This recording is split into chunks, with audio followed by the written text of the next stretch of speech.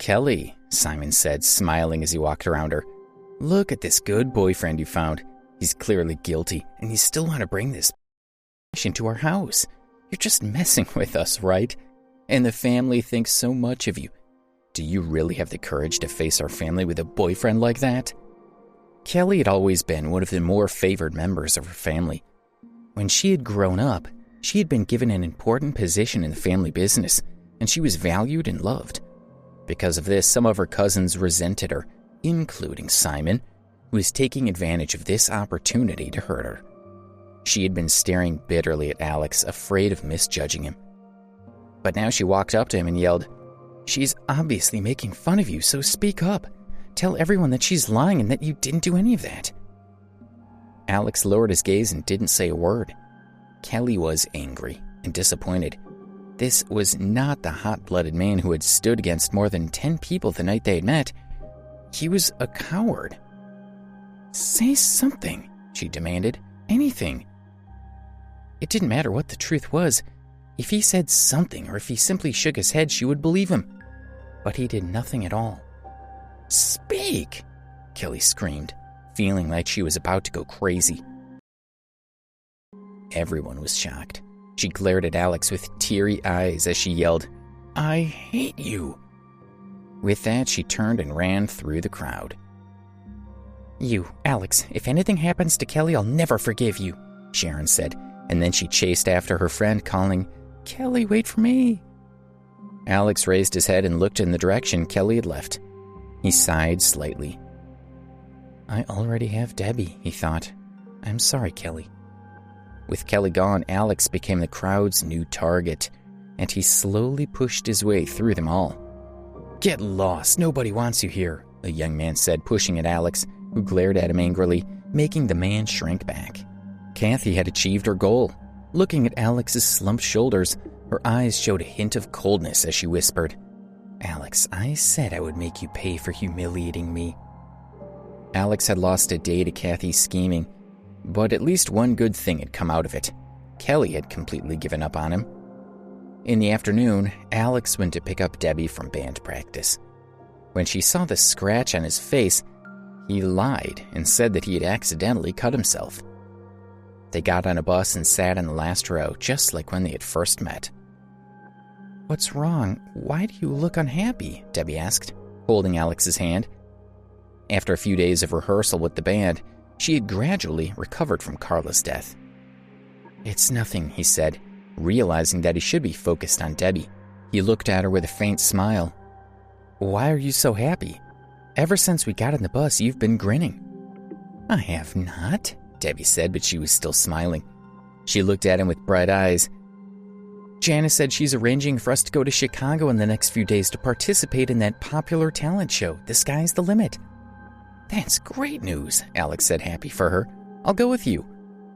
"No need," Debbie said. "Janice said we'll be rehearsing while we're in Chicago. She has a lot of plans for us, and it might take several days." She stared into his eyes and said seriously, "You should stay at school and study hard. There's nothing you can do anyway, and I can take care of myself."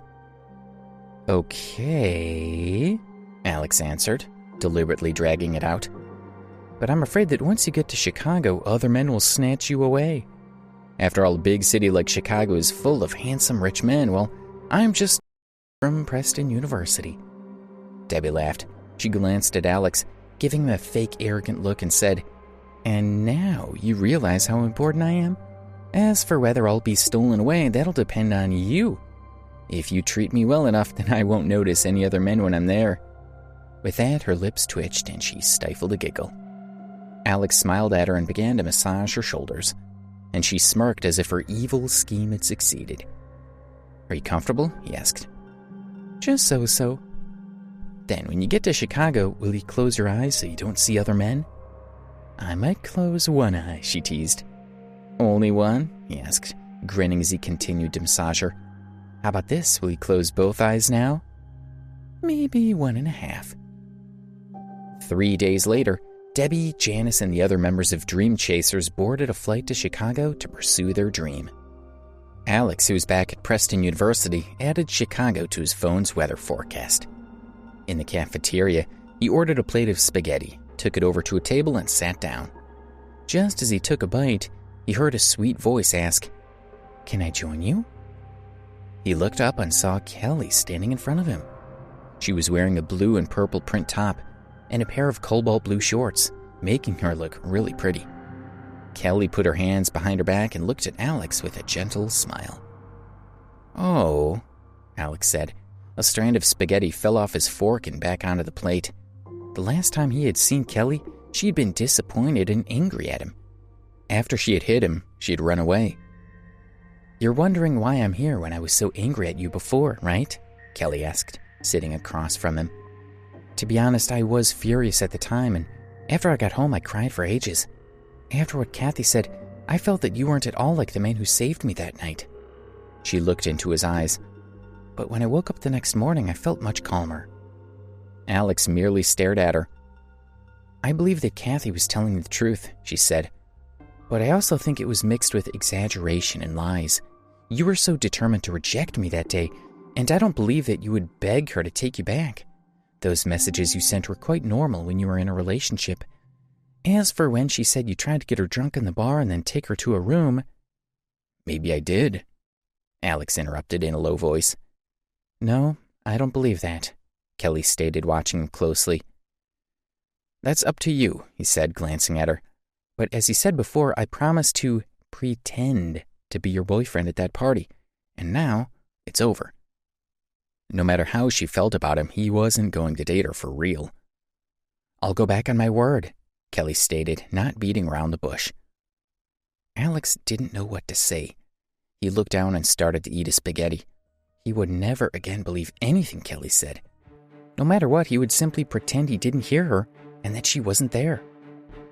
"Alex, are you angry?" she asked, lowering her head to try to make eye contact. Alex concentrated on eating his meal. What did she expect him to say?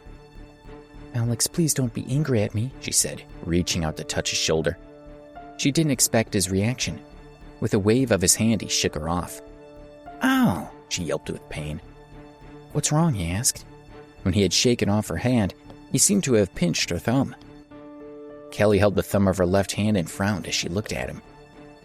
"Let me see." He put down his fork and grabbed her hand.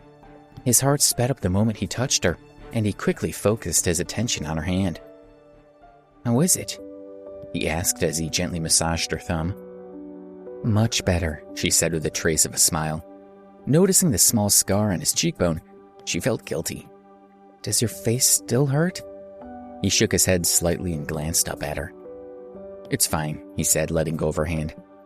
"I'm sorry," she said. "I lost my temper." He didn't answer and simply went back to eating his spaghetti. "Can I have some of that?" Kelly asked softly. Alex glanced up and saw her watching him expectantly. "I'll go and get you some," he said. He had already forgotten that he had promised himself he would ignore her. "No need," she said with a smile. She got up, grabbed a fork, and sat across the table from him. "Is this okay?" "Well, whatever," Alex said.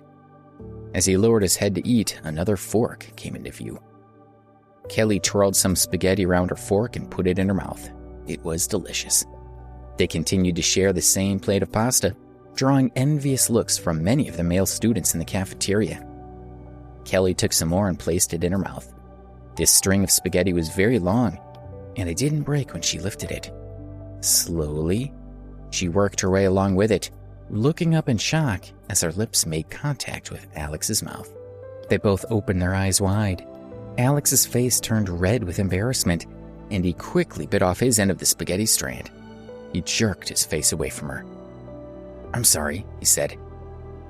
Seeing Alex get flustered, Kelly couldn't help but laugh sweetly. Alex was stunned. Kelly's laugh was extremely charming, and before he knew it, he had a silly smile on his face. Please subscribe to the Pocket FM YouTube channel and press the bell icon for instant notification. Check out our channel for more such exciting shows.